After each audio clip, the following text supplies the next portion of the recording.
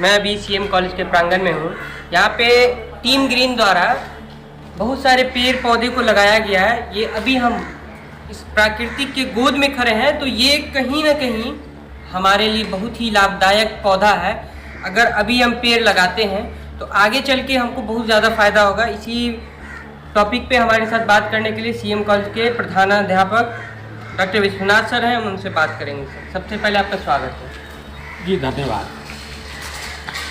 कल हम और प्रोफेसर आशीष बारियार तथा प्रोफेसर आर.एन. चौरसिया और कुछ लोग बैठे हुए थे, तो कुछ लोग आए। उससे पहले भी फ़ोन पर उनसे वार्ता हो चुकी थी कि हम लोग सीएम कॉलेज में टीम ग्रीन दरभंगा के तत्वावधान में हरियाली लाना चाहते हैं।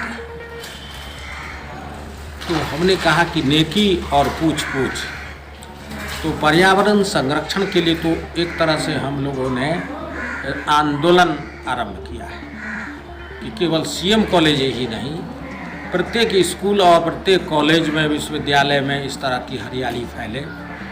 और ये जो सांस हमारा घुटने लगा है, लोग चले आओ कि दम घुटता है, वो साज उठा लाओ, ले आए थे सब, साजबाज के साथ आए थे। खाद भी था, पानी के लिए भी बाल्टी ले आए थे। और 4 प्रमुख लड़कियां थी जो बहुत बच्ची थी, लेकिन हौसला और हिम्मत में बहुत बड़ी, बहुत आगे थी। और उन लोगों के परिश्रम से, पसीना से यहाँ पर अब कल 20 वृक्षों को, पौधों को लगाया गया है। तरह तरह के फलदार वृक्ष हैं, उसमें अच्छे अच्छे पेड़ हैं, दिखने में भी अच्छे लग रहे हैं अब। तो इस तरह से कि जो दिल को तसल्ली दे वो साज उठा लाओ।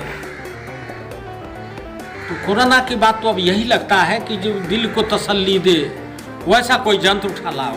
तो वैसा जंत्र एक हमारा पेड़ है, और हमने पेड़ को काट डाला, और बुलबुल और चिड़िया और मैना और गौरैया सब चले गए थे।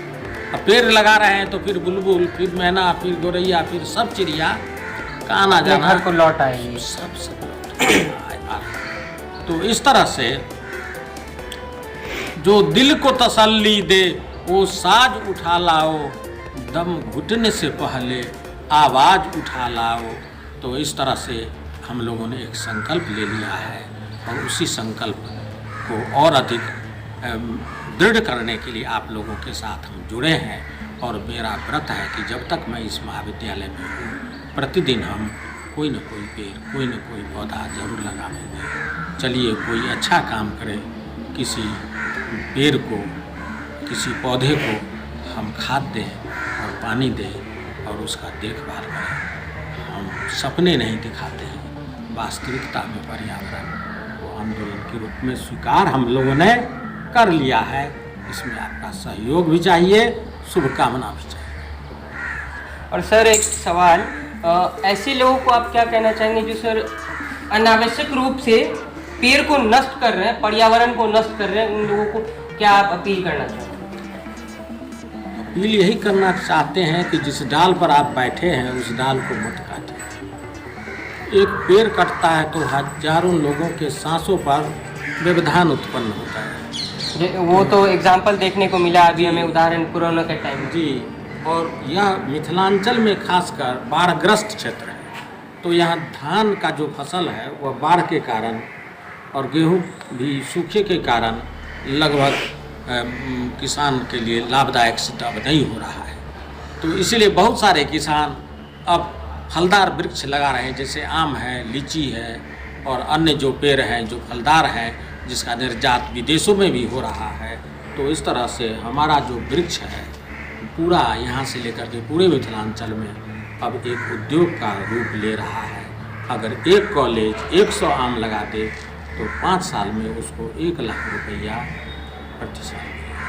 तो इस तरह से एक हमारे कॉलेज के आंतरिक स्रोत को भी यह सुदृढ़ करता है। जैसा कि आपने सुना, सर का कहना है कहीं ना कहीं वातावरण को भी संतुलित रखने के लिए और अपने आर्थिक को भी संतुलित रखने के लिए पौधा उतना ही ज़रूरी है जितना हम और काम करते हैं। इसीलिए अनावश्यक रूप से पेड़ पौधा न काटें, जितना संभव हो पेड़ को बचाएं, जितना संभव हो पेड़ लगाएं, पर्यावरण बचाएं। धन्यवाद।